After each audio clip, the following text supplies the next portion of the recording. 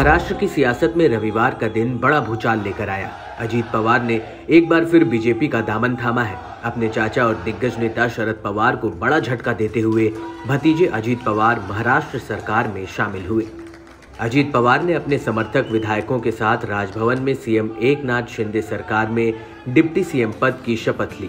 मी अजित अनंतराव पवार गांभीर्यपूर्वक दृढ़कथन करतो की इसके अलावा वरिष्ठ नेता छगन भुजबल समेत एनसीपी के 9 विधायकों ने मंत्री पद की शपथ ली।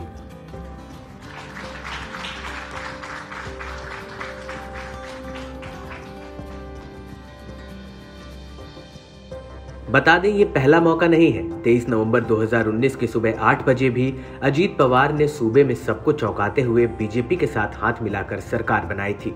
देवेंद्र फडणवीस ने सीएम और अजीत पवार ने डिप्टी सीएम की शपथ ली थी। हालांकि ये सरकार एक दिन भी नहीं चल सकी थी। शाम होते ही अजीत पवार ने समर्थन वापस लेते हुए सरकार को गिरा दिया था।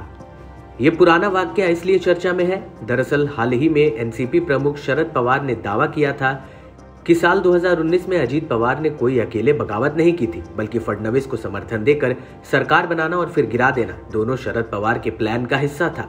पवार ने कहा था कि बीजेपी सत्ता में आने के लिए किसी के भी साथ जा सकती है। मैं यही साबित करना चाहता था और ये साबित हो गया। आप इसे मेरा जाल कह सकते हैं या कुछ और, यह आपको तय करना है। ऐसे में शरद पवार का ये बयान रविवार को घटे सियासी उठापटक के बीच खूब वायरल हो रहा है।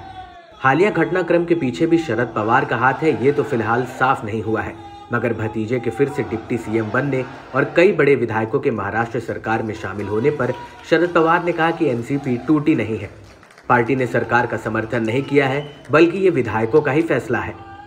ऐसे में आने वाले दिन महाराष्ट्र की सियासत में काफी अहम माने जा रहे हैं, जहां ये देखना भी काफी दिलचस्प रहेगा कि शिवसेना के बाद क्या महाराष्ट्र में अब एनसीपी पार्टी भी 2 टुकड़ों में बंटकर रह जाएगी, जिसका एक हिस्सा शरद पवार तो वहीं दूसरी पर अजीत पवार दावा ठोक सकते हैं।